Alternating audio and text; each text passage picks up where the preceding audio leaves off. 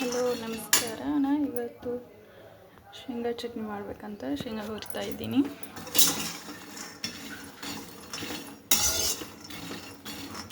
Low ಫ್ಲೇಮಲ್ಲಿಟ್ಟು ಒಲೆನ slow ಆಗಿ ಹುರಿಬೇಕು.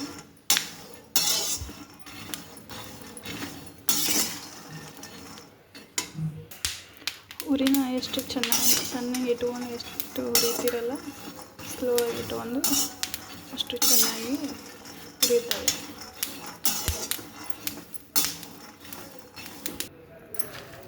ಸಿಪ್ಪಿ ಸುಲ್ಕೊಂಡು ಕಾಳು ಮಾಡ್ಕೊಂಡಿದ್ದು.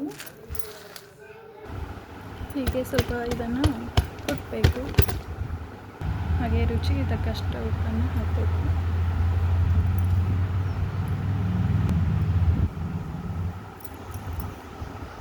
ಇದು ಬಿಸಿ ಅನ್ನ ಸಾಂಬಾರು ಮಾಡೋ ಟೈಮ್ದಾಗೆ ಬಿಸಿ ಅನ್ನ ಜೋಡಿ ಸ್ವಲ್ಪ ತುಪ್ಪ ಶೇಂಗಾ ಚಟ್ನಿಯನ್ನು ಹಾಕೊಂಡು ತಿಂದರೆ ಚಲೋ ಆಗಿರುತ್ತೆ.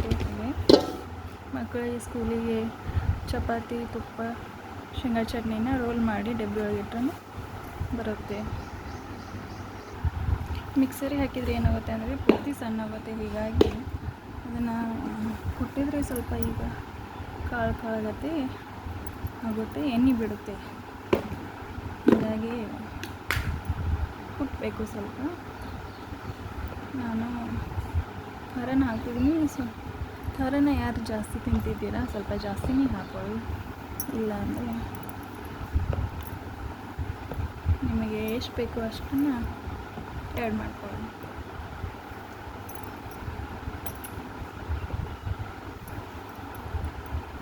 ನಮ್ಮ ಮನೆಯಲ್ಲಿ ಸ್ವಲ್ಪ ಖಾರನ ಜಾಸ್ತಿ ತಿಂತಾರೆ, ಹೀಗಾಗಿ ನಾನು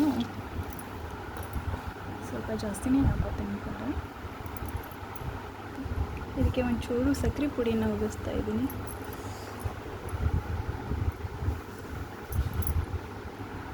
ನಾನು ಇಲ್ಲಿ ಮೊದಲೇ ಏನು ಮಾಡ್ಕೊಂಡೆ ಅಂದರೆ ಒಂದು 2-3 ಬೆಳ್ಳುಳ್ಳಿ ಹೆಸರನ್ನ ಸುಲಿದು ಹಾಗೆ ಜೀರಿಗೆನ ಮಿಕ್ಸರ್ಗೆ ಪೇಸ್ಟ್ ಮಾಡಿದ್ದೀನಿ. ಇದನ್ನೂ ಕೂಡ ಸ್ವಲ್ಪ ಆ್ಯಡ್ ಮಾಡಬೇಕು.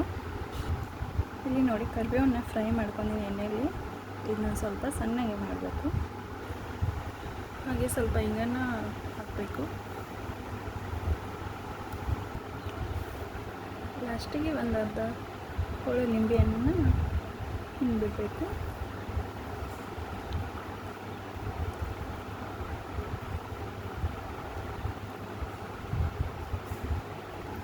ಫೈನಲಾಗಿ ಶೇಂಗಾ ಚಟ್ನಿ ರೆಡಿಯಾಗಿದೆ. ನೀವು ಒಂದ್ಸತಿ ಟ್ರೈ ಮಾಡಿ ನೋಡಿ. ಇದನ್ನು 1 ತಿಂಗಳು ಗಂಟೆ ಆದ್ರೂ ಸ್ಟೋರ್ ಮಾಡಿಟ್ಕೊಂಡು ಯಾವಾಗ ಬೇಕಾದ್ರೂ ಸಾಂಬಾರು ಮಾಡೋ ಟೈಮ್ದಲ್ಲಿ ಹಾಕಿ ಬಿಸಿ ಅನ್ನ ತುಪ್ಪ ಚಟ್ನಿನ ತಿನ್ಬೋದು. ಸ್ಕಿಪ್ ಮಾಡದೆ ಎಲ್ಲರೂ ವೀಡಿಯೋವನ್ನು ಪೂರ್ತಿ ನೋಡಿ. ಪ್ಲೀಸ್ ಸಪೋರ್ಟ್ ಮಾಡಿ. ಹಾಗೆ ಥ್ಯಾಂಕ್ ಯು ಸೋ ಮಚ್.